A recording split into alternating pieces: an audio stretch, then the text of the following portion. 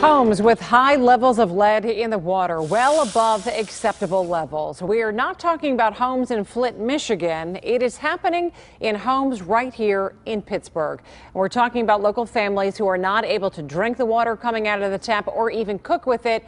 Not even boiling it is safe. KDKA investigator Andy Sheehan has more on the root of this problem and what is and what isn't being done to help families in the region. I don't use it except to wash the dishes. Crystal Fortwagler has running water in her Squirrel Hill home, but she neither drinks nor cooks with it. Instead, she's been using only bottled water ever since a letter from the Pittsburgh Water and Sewer Authority arrived saying her water is contaminated with lead. At 22 parts per billion, her tap water tested well in excess of the 15 parts the federal environmental regulators have determined to be an unacceptable level. Terrifying news for a single 9-year-old girl named Ruby. My first thought, of course, as a parent, is that my daughter's been exposed to a high level of lead in my water. We drank the water all the time. I cooked with it, everything. Krista would come to learn that the source of the contamination is this: a lead service line like this one that brings the water from the main line in the street into her home. She's also learned that if she wants to have someone tunnel under her front yard and replace that line, she's on her own. No one stands ready to help her foot the bill, which could run upwards of $5,000. I can't do that.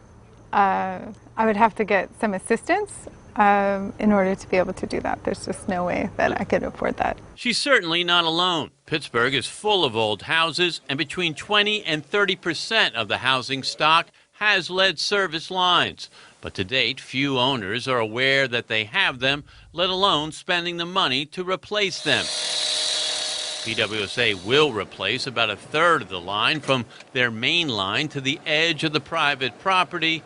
But as in this job here on Chesterfield Street in Oakland, the homeowner is responsible to complete the work. Not only are they expensive, jobs like these are labor-intensive and time-consuming.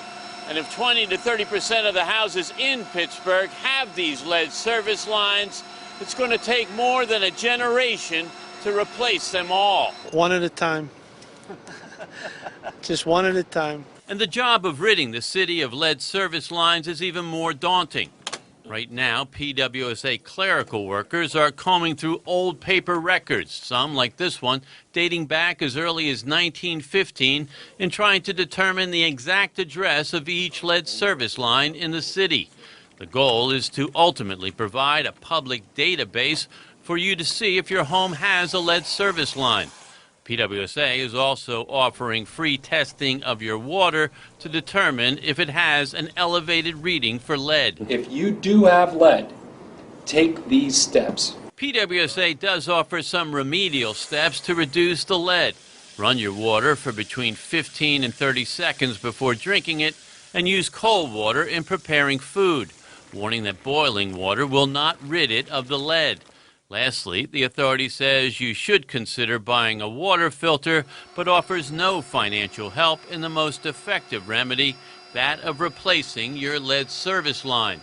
Interim Director Bernard Lindstrom says the PWSA can't burden ratepayers who don't have lead service lines to fund an assistance program for those that do. But if this is a case of a public health emergency, shouldn't some government entity be stepping up at this point to help out these people? I think that ultimately we need to get to a point where we get to the optimal solution, and that is remove the lead lines in the home and adjacent to the home in the water system. But advocates like Myron Arnowit of Clean Water says it's time that someone stepped up. A lot of homeowners are not going to have the money to be able to deal with this problem. We need the city and the health department and PWSA to figure out a solution so that we're not exposing kids to lead like what happened in Flint or in Washington, D.C.